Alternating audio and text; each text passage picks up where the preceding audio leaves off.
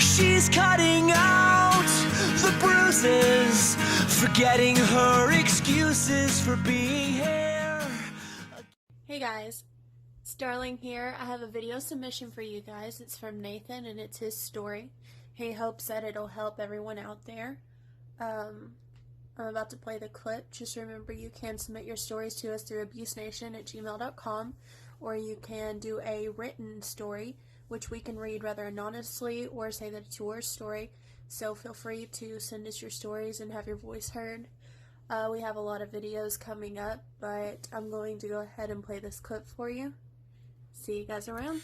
Hello, my name is Nathan, and my friends with AbuseNation have given me the opportunity to be able to share my encounters and my overcoming of abuse.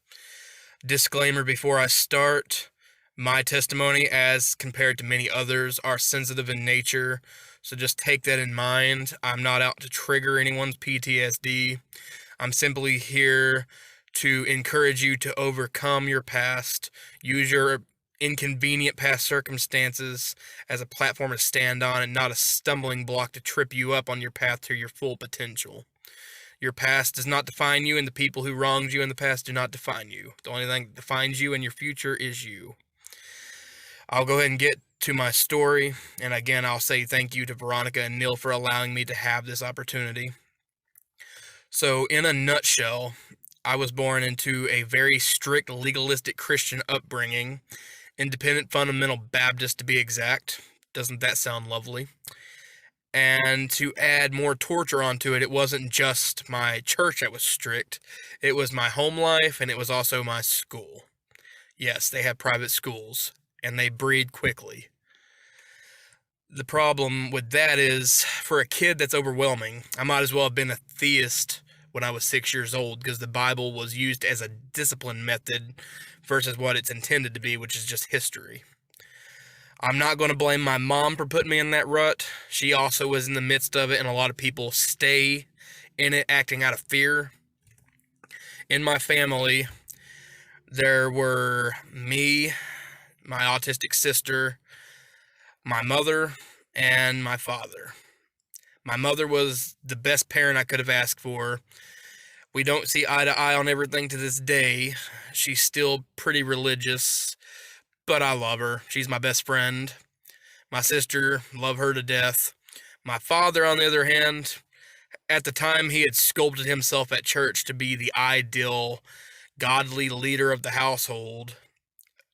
At home, it was a polar opposite. I can't count all the times, and I can't name all the circumstances that I was in as far as his abuse, because I don't have that allotted time. What I can basically do is my best to try to incorporate the worst of what he did to me that scarred me the worst. Verbal abuse, that was pretty much from the cradle, and that was not just to me, it was also to my disabled sister, who didn't understand, and to my mother as well. It went a little more along the lines of physical and verbal and sexual with me. I think to him it felt powerful to be able to beat on a kid who cried for him to stop. I don't know. I don't have that mindset. I vowed to never be like that myself. I've got a plethora of issues mentally, but I would never stoop to that level because I'm not that big a piece of shit. Pretty much from the times I was 2 years old to as old as I had to be to have my hand held out in public, this shit happened. But the one time in particular that I remember, I'll mention, when he would hold my hand, a lot of times he would take his long, disgusting thumbnail and dig it into my hand, or dig it in between my thumb and my pointer, so much that it would break skin. And one time I had the bright idea to ask why. What did I do? And his response was, "I've had a bad day and you don't deserve to have a good one." I was 6 years old. The other times, usually with discipline, there's your child rearing. He took it to another extent. There were times that when he used a belt, he found the skinniest but heaviest belt he could find. He didn't bend me over. he would have me pants myself, stand up against a wall, and wherever he hit me was where he hit me. It could be the bare back, it could be the bare ass, be in the face. He didn't care. He felt power off of that. He loved making me cry. He loved bothering me like that. I think he got off on it, to be honest. And that was pretty much, it didn't have an age range. It started from when I was 4. Around the time I was 5, I thought, I don't know, maybe I loved him enough. I didn't think anything of it. Any young child wants to be like their father. Their father's supposed to be their fucking role model, the person they idolize and look up to and want to, be like. I didn't have that for plenty of reasons. Why would I want to be like that? When I was 5 years old, I was in the bathtub with him, in front of him, and I guess he felt the need to establish his dominance because he's that big of a piece of shit.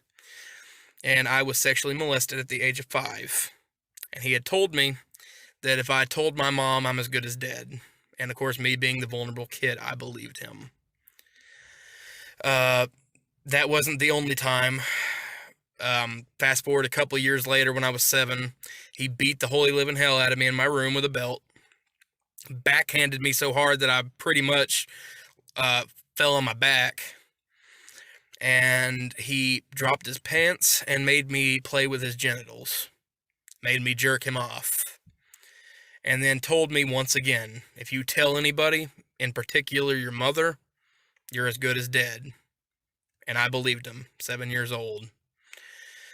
There was another time I can also recall where he had called my sister a bitch, which, like I said, he was already verbally abusive to her as it was. And when I opened my mouth, I got punched. No surprise, right? He told me that, of course, let's not mention the times where I'd randomly wake up and he would have his pants dropped.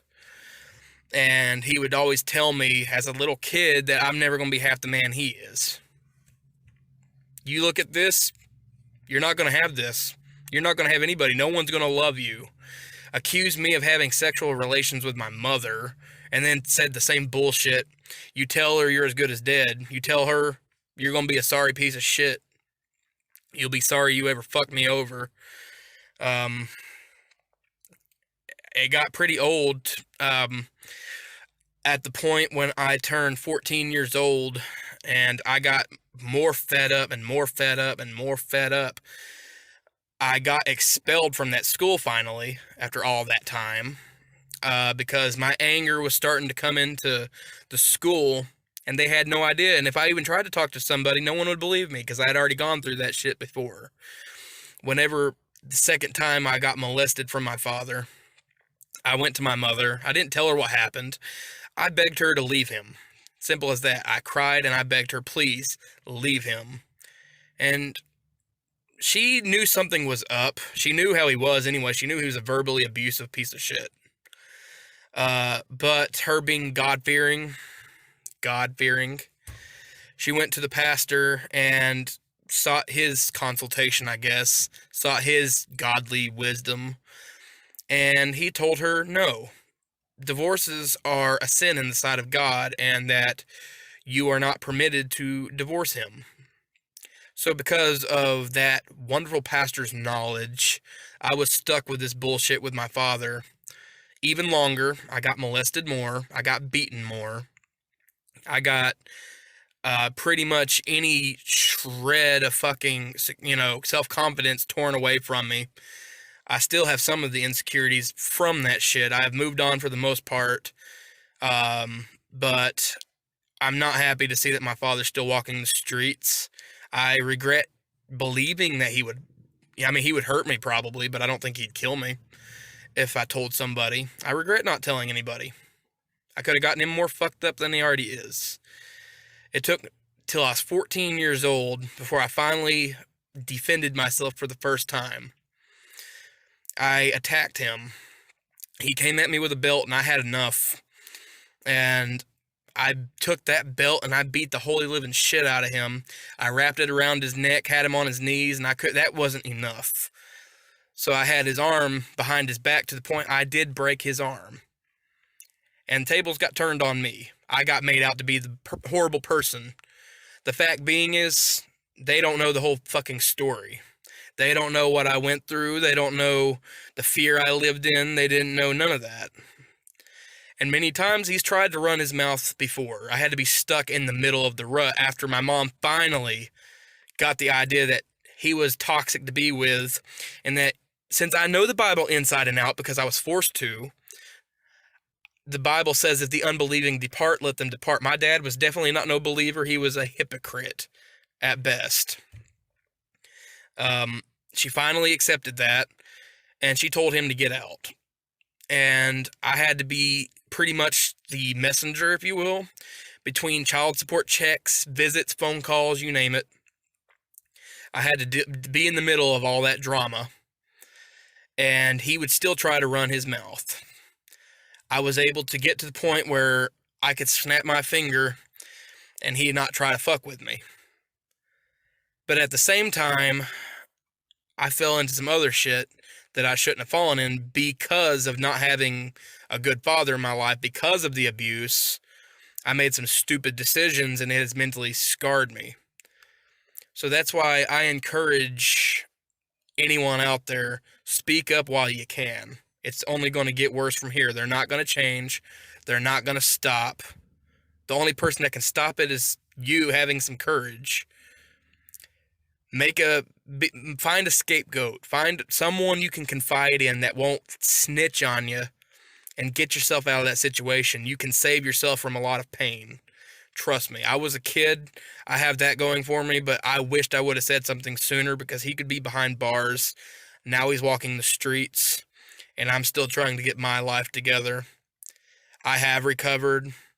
I have the strength to be able to be open about it and receptive to sharing that information, because I don't want to think about people out there like me that are still stuck in that fear and still stuck in that shit when they can actually get themselves out of it. So that's my story.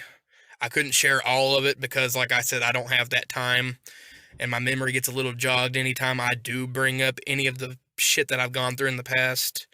I'm not on good terms with my father. I haven't seen him in a good bit. Only times I see him are when I run into him in public. We try to keep that on the scarce side of things because it usually doesn't go well. If you still have your abuser in your life and they're like a parent, I suggest you cut them off. They're toxic and they're holding you back. Other than that, thank you, AbuseNation, for allowing me to share my side of things, and I can hope that my experience may be able to help you and get yourself out of that rut that you might be in, or to encourage you to maybe build yourself up from your past circumstance. Thank you. Bye-bye. She's cutting out the bruises, forgetting her excuses for being here again, with a suitcase packed and waiting by the door.